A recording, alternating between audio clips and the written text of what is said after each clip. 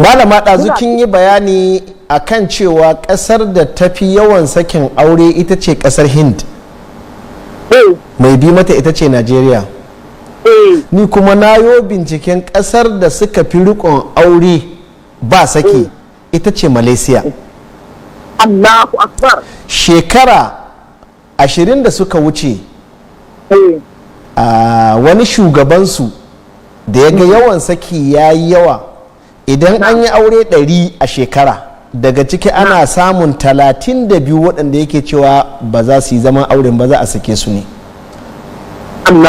To sai abin ya tada masa da hankali, ya za a yi su rage wannan adadin cikin aure 100 to 32 duka ƙarshen su za a sake su ne, sun tabbatar da wannan. To sai da wannan abin ya tasa masa da hankali sai ya ce to abin da za a yi yanzu ya nemi gwamnati cewa da Allah ta bada damar duk ma'aikacin gwamnatin da yake yana son ya aure, in al misali karamin yaro ne haka wanda baya da experience game da sha'anin aure, to da Allah gwamnati ta bashi wata daya aka gina santoci waɗanda za a je a koyar da shi ya zai zauna da mace, ya zai mu'amala da ita.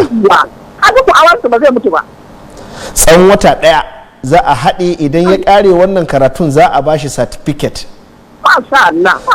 Wannan certificate din gwamnati ta sa doka ce idan ka zo za ka nemi mace to dole ne ranar ɗaura aure sai ka fiddo da ita sannan za a ɗaura aure, idan ba ka da ita ka je ka yi. To ita ma kanta macen idan za ta yi auren dole ne aka sa mata ita ma sai ta yi wannan course din na wata ɗaya ya za a yi ta zauna da miji. To da muka yi bincike muka gane wannan course din abinda ake koyar da su sun tace gaba ɗaya matsalolin da ke sa aure suna mutuwa gaba ɗaya, sun zo suka warware waɗannan matsalolin, to su ne za a koyar da ku.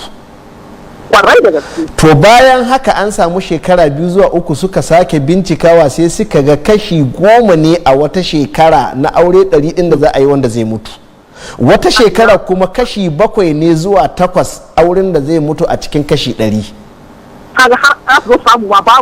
Babu mutuwar auren ba da yadda. To yanzu haka waɗansu ƙasashe na musulunci suna zuwa can suna karɓar wannan experience ɗin nasu da shawarwarin nasu, suna ɗauko su suna zuwa wajajensu suna tabbatar da shi saboda a samu raguwar kashe-kashen aure. Mu ma Allah ya mu ɗauka ma. To mu ma in muka ɗauka ko ba mu yi wannan ba, shin me yasa makarantunmu na secondary school ba za a koyar da waɗannan ba? Wannan gaskiya ne. In har gwamnati ba za ta iya ba da damar ma'aikacinta ya bar aiki tsawon wata ɗaya ba ya je a koya masa, to ɗaliban mutum suna SS2 ko SS3, to tunan su kuma a sa musu shi a koyar da su shi da islamiyoyinmu da secondary school namu. Wannan gaskiya ne malam. To tun da har wannan ta tabbatu a duniya an san wannan, in ka shiga almisami Google ko ina duk inda ka shiga ka bincike wannan matsalar haka za a kama ita, to ya kamata mu ma mu yi amfani da wannan mu bina mu hanyoyi, in a salibas ɗinmu na koyarwa za mu tace matsalolinmu daban waɗanda ke sa kashin aure a Afirka, ƙasashen Laraba mun sani su ma daban, ƙasashen Tura mun sani daban, wani bi kuma ana iya samun abin ya zan kala ɗaya, wani bi kuma yana canzawa. To ya kamata mu ma wannan tunanin mu sa shi domin mu ceto waɗannan bayan Allah da ake cuta ma, ana deceiving ɗin rayuwarsu, ana ɓata musu ita. A ƙarshe ba san yadda za su rayu ba, ko rayuwarsu ta zama rayuwar wahala, ko 'ya'yan da aka samu saboda rashin wanda zai kula rayuwarsu su ma ta lalace, rayuwar uwa ta lalace, rayuwar 'ya'yan da ta haifa ta lalace, ba tarbiyya, shaye-shaye.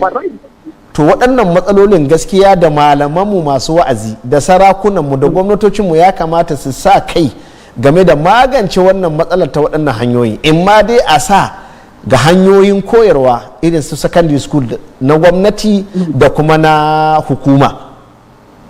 Ko kuma a gina waɗansu santoci waɗanda za a koyar da waɗannan kwasa-kwasan waɗanda za a tace waɗannan matsalolin a koyar da mutane saboda su san menene aure, su darajanta shi domin a zauna lafiya. Me za ki ce malama? Da an samu mafita. Na'am. Da an samu mafita.